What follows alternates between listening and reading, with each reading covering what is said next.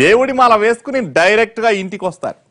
ఇల్లంతా చూసి మీ ఇంటికి దోషం పట్టిందని భయపెడతారు. దోష పూజలు చేయించాలని పట్టుపడతారు. వెంటనే పూజ చేయించకపోతే మీ పిల్లల ప్రాణాలు దక్కవని మైండ్ గేమ్ ఆడతారు. గుట్టుగా పూజలు చేసి వేలకు వేలు నొక్కేసి పారిపోతారు. ఒకరికి తెలియకుండా ఇంకొకరిని మోసం చేస్తున్న సామూలరి ముఠా గుట్టురట్టు చేశారు రాజమండ్రి వాసులు. ఓ దొంగ స్వామిని పట్టుకోగా మరో ఇద్దరు నకిలీ స్వాములు పరారీలో ఉన్నారు.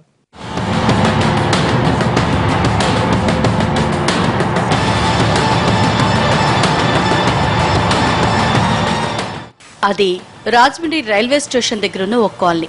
ఇక్కడ వీధుల్లో ఈ మధ్య ముగ్గురు స్వాములు ఎక్కువగా చక్కర్లు కొడుతున్నారు. ఇల్లు తిరుగుతున్నారు. జనానికి 4 మంచి మాటలు చెప్పి ఏవైనా ఉద్ధరిస్తారా అంటే అదేమీ లేదు.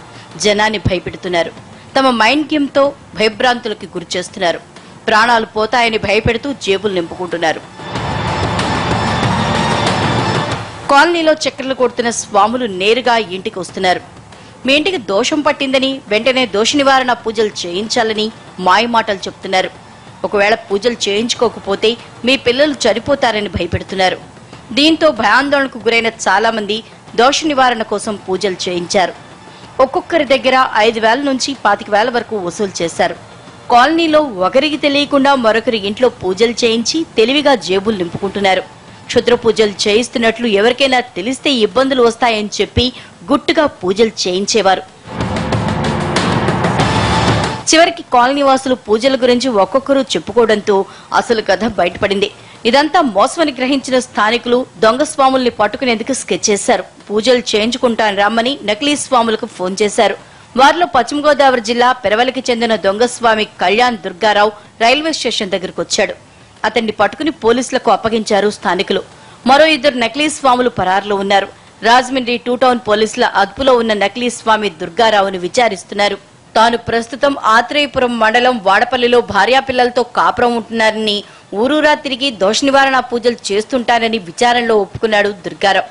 మీరు ఖర్చు పెట్టుకోగలిగితే 4,500 ఇచ్చారంటే మీకు అంతరం చేయిస్తాను. తర్వాత మీ పాపకి క్యూర్ అవుతుంది. ఇక్కడ లేదు కదమ్మా అన్నారు. ఇక్కడ లేదండి అంటే రావద్దని చెప్పండి. అమావాస్య వరకు ఇక్కడికి వచ్చారంటే చనిపోతుంది మీ పాప, బతకదు. మీకు దయ నుంచి మీరు ఇక్కడికి రావద్దని చెప్పండి. నేను పూజకి ఇచ్చేసిన తర్వాత మీ అమ్మాయిని ఇక్కడికి తిప్పించుకోండి అంటే మేము భయపడి ఇంతవరకు అక్కడే ఉన్నాం. ఓ దొంగ స్వామిని అరెస్ట్ చేశారని తెలుసుకున్న బాధితులు స్టేషన్ కొచ్చి న్యాయం చేయాలని డిమాండ్ చేస్తున్నారు. ఈ మేరకు 2 టౌన్ పోలీస్ స్టేషన్ లో ఫిర్యాదు చేశారు.